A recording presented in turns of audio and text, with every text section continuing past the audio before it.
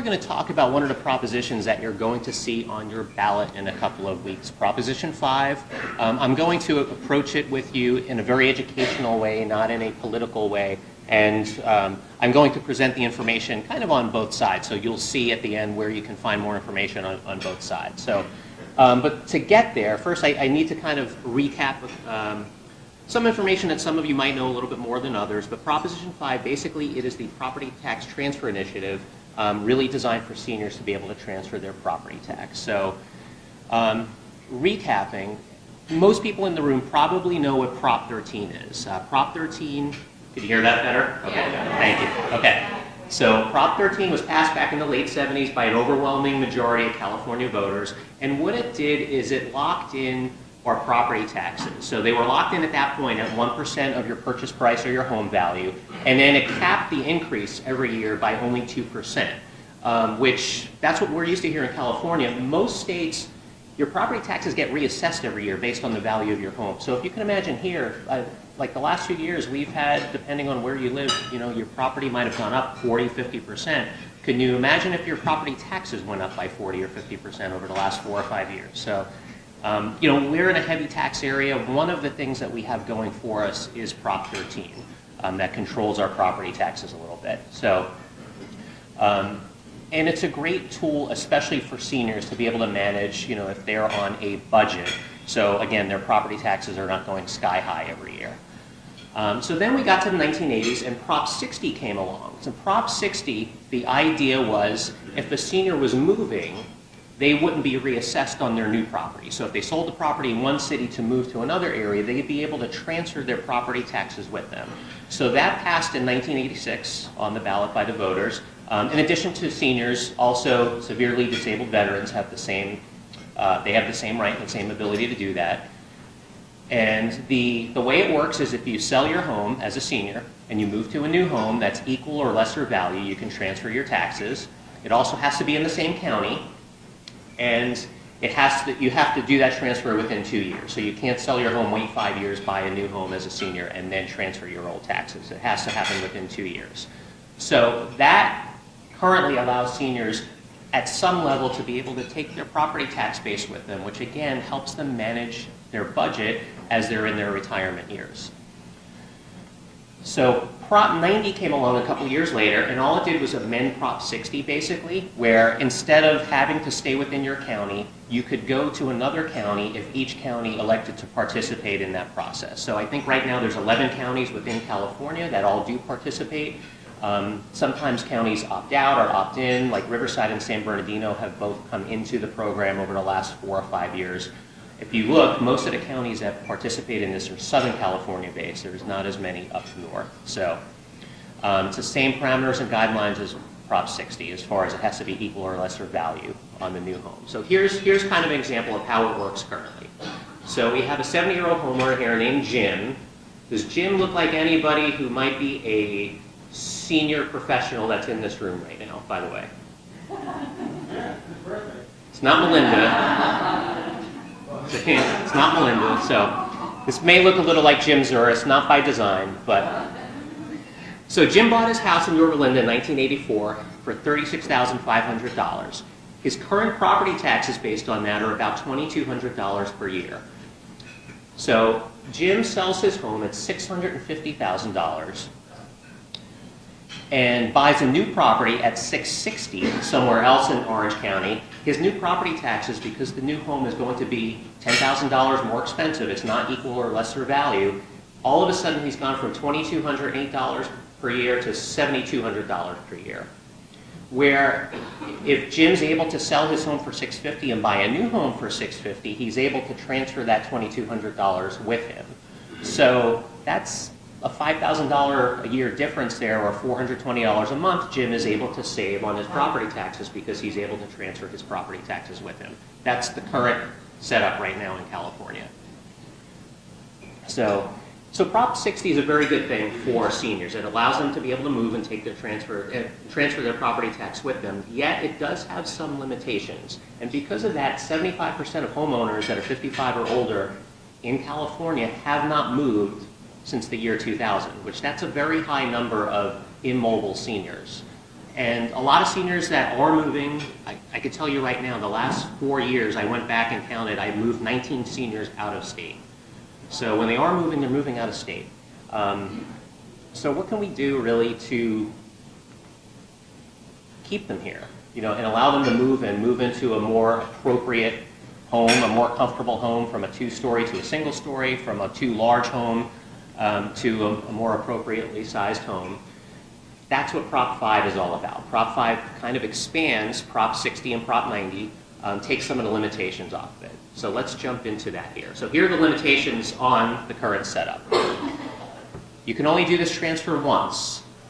Once you're 55 or over, you can currently transfer your property taxes once. Once you've done it, you've used it up. You can only do it within your county and within the limited number of counties that participate. You can't go throughout California currently.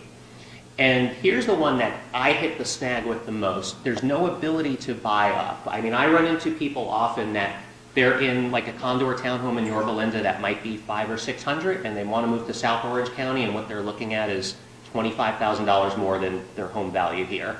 And they're going to get reassessed. Their property taxes are going to double or triple just because of that move, just because they're only going up $25,000 or $50,000 on their home value. So really quick, I just want to walk you through these limits so you can kind of see how they do restrict homeowners. So Jim is 70 years old.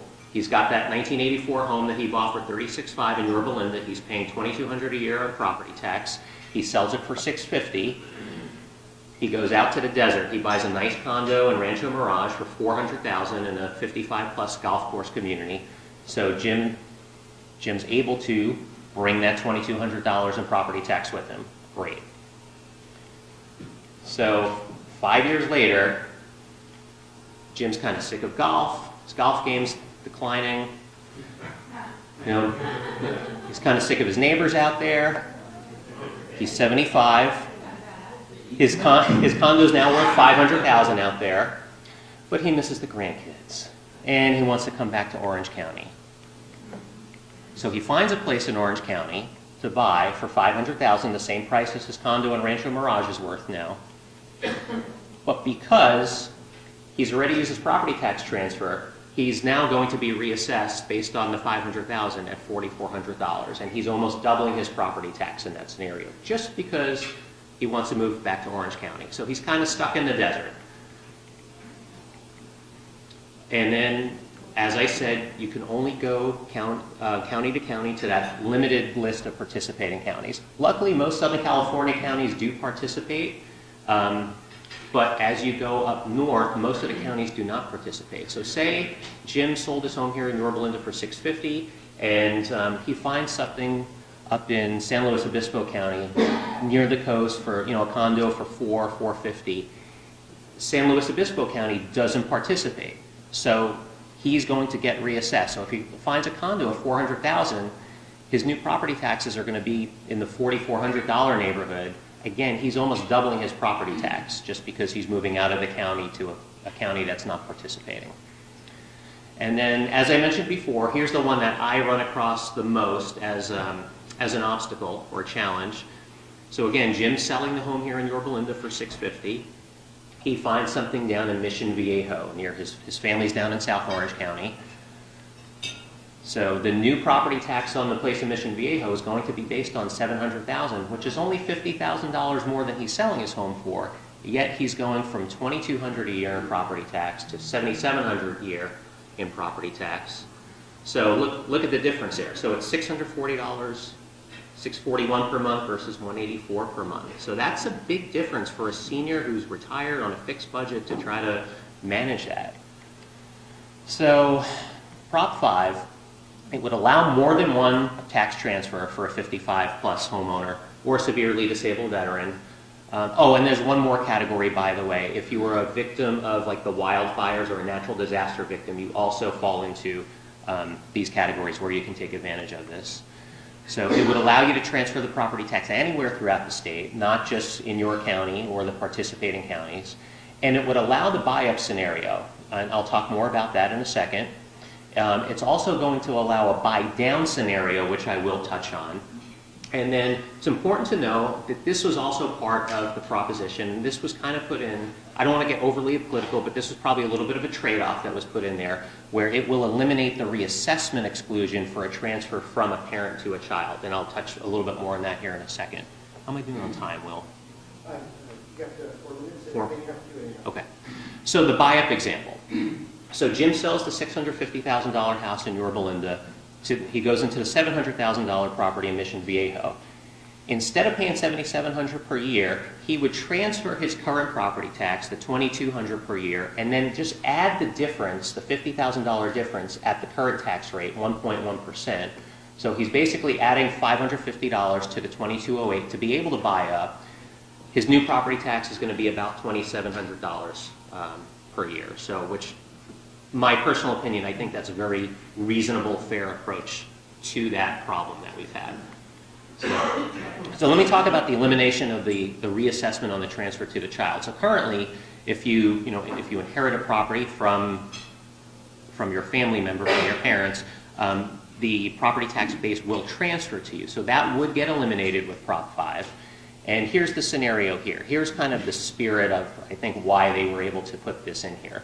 So again, Jim has a $650,000 house here in Yorba Linda.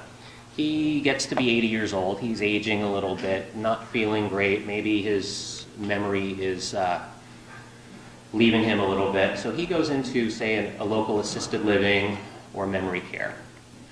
So Jim's daughter, Jezebel, who lives in Colorado, shows up. Jim deeds his property, his home, over to Jezebel. Jezebel now owns the property.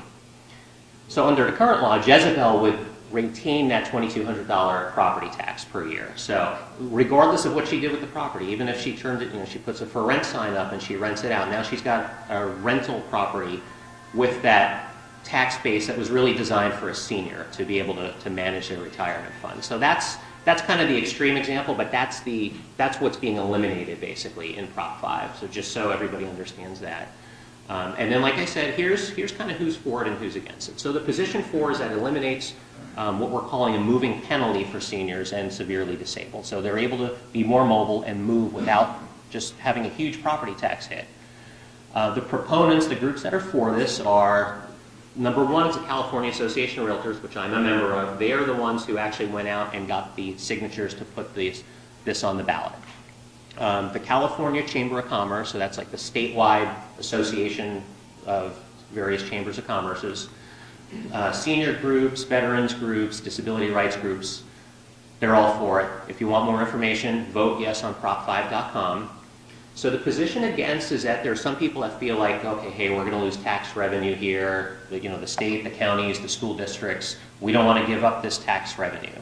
The primary opponents of this would be the State Teachers Association, the California Teachers Association, the California State Association of Counties, and then various labor groups and public labor unions. So most state employees or most public employees that belong to a union, those unions are typically against this. So, and if you want more information on that position, just go to noprop5.com.